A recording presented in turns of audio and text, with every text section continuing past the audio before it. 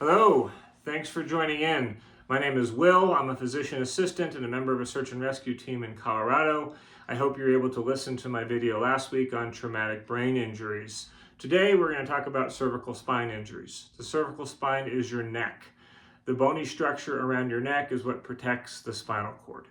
The goal in treating patients with neck injuries is to prevent them from being a quadriplegic. We want people to be able to continue to enjoy the outdoors. So today, there's about 320,000 cervical spine injuries per year. There are 7 vertebrae in the cervical spine, and as you can see on this model here, the yellow is the spinal cord and the nerves coming out. But all of these bony structures have muscle attachments and ligaments on them, all of which can cause pain and difficulty in performing normal activities. So when we're talking about the cervical spine, the most common injuries is C7, which is the most prominent spine on your back, and then C2, which is up near the base of your skull. C7 is what the gentleman injured in this recent podcast. There are different bony landmarks on the neck. These vertebrae here are the spinous processes, and then in between are the transverse processes. Those can be injured without having neurological damage most of the time. As with a lot of things in search and rescue, it does depend. So if we have somebody that has a neck injury, we have to decide how serious is this. We're going to talk about the nexus criteria, and we're going to talk about the Wilderness Medical Society guidelines. If you have never looked up the Wilderness Medical Society guidelines, I would encourage you to do that. They have guidelines on hypothermia, spine injuries, lightning injuries, and multiple other topics.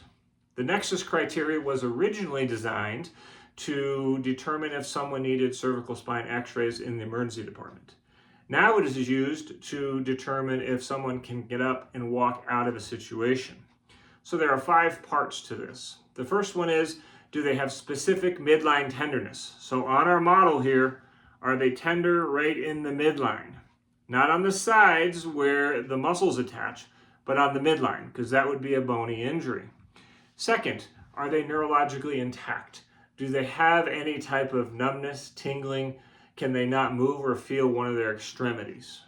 Next would be, do they have a distracting injury? If someone has a femur fracture, they are not going to be able to decipher multiple pain sources. So they may not know that their neck is injured. Think about the podcast. The gentleman had a knee injury, he had a brain injury, he had a neck injury, and a collapsed lung. So he was not able to decipher where all of his pain was coming from. The next one is intoxicated. Does somebody have drugs or alcohol on board? If they do, that is not going to be an alert and oriented subject.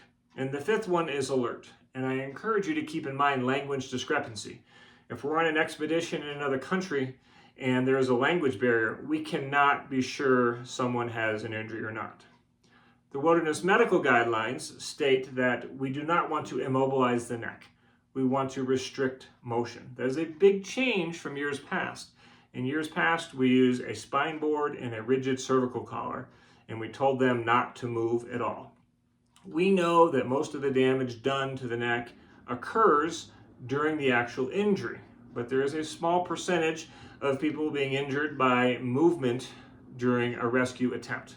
Okay? So what we're going to do is we're going to restrict spinal motion by telling the subject to stay still, and we'll talk about improvised soft collars that we can use based on the 10 essentials that you should already have in your bag. The other thing is the Wilderness Medical Society states that rigid collars can compromise breathing. It can obscure anatomy in the neck that you won't be able to see. It can actually cause pressure points and skin breakdown in a matter of hours. And if you're on an expedition and you're going to be a few days, you do not want to have another wound with skin breakdown. So we're going to take a couple minutes here and I'm going to show you using a baseball hat and using a jacket how you can improvise and make a soft collar. So I just have a jacket here. My subject is lying. I've talked to the subject about being still. I'm rolling the jacket up, okay? I'm talking to the subject the entire time, explaining what I'm going to do. I'm going to be putting this jacket right under your chin. And basically what this is going to do is it provides some support for the chin so that she cannot move her head. I'm then going to take the two straps and I'm going to pull one this way and one this way, and trying not to move the neck at all. Now certainly everyone has a little bit more or less room in this area that you can get your straps. So I have this here. This would be a good time to tell the patient that you're not placing a tourniquet on their neck, because we definitely don't recommend that. So here we have this. We don't want it too tight, but basically we can then tuck these in, and now the subject has her neck with spinal restriction and she can lie there until search and rescue comes. Another technique that we can do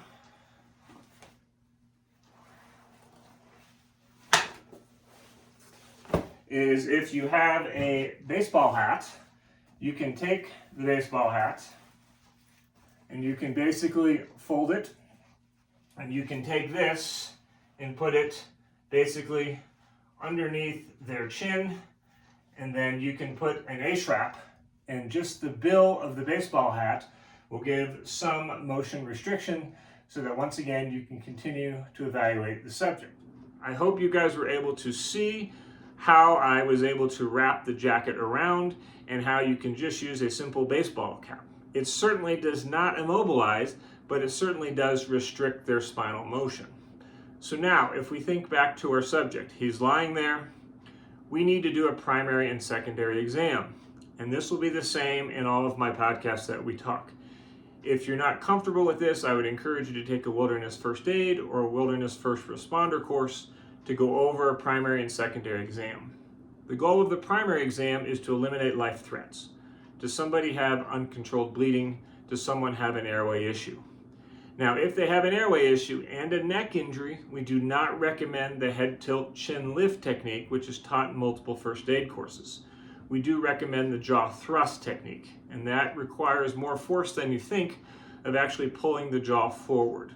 Once again, if you're not comfortable with that, that would be something to look at taking a class 4. So, we're with our subject, we've examined him, he has neck tenderness, and we now need to immobilize him.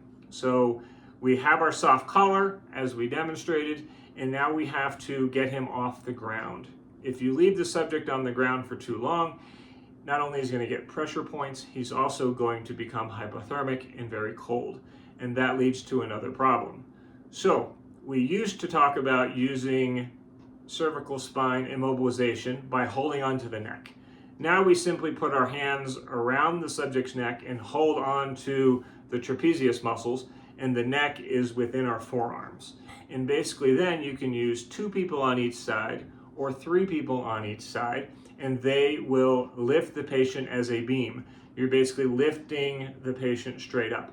You can then put a pad underneath them, and you can take this opportunity to examine the back. Make sure there's no bleeding, make sure there's no tenderness along the lower levels of the spine also, because we've only evaluated the top level at this point. Once you put the subject back down, hopefully they're more comfortable, their temperature regulation is going to be better, and this is where psychological first aid comes in. And we talked about this with traumatic brain injuries, but you need to talk to the patient and keep them quiet and keep their anxiety levels down. Search and rescue came within about a half hour on the last episode. That is not the norm. You need to be prepared to spend the night out in the wilderness. Sometimes weather, sometimes terrain prevents us from being able to reach you. So having the 10 essentials, having an individual first aid kit, having supplies in your pack to keep you and the subject warm are very important. In Colorado, search and rescue is always free. Keep in mind in other states and certainly in other countries that is not always the case. So make sure you have the contact information for your local search and rescue department. Also, make sure someone knows your plan. When do you expect to be back? What was your plan? Where were you going in as much detail as possible? Always carry your 10 essentials.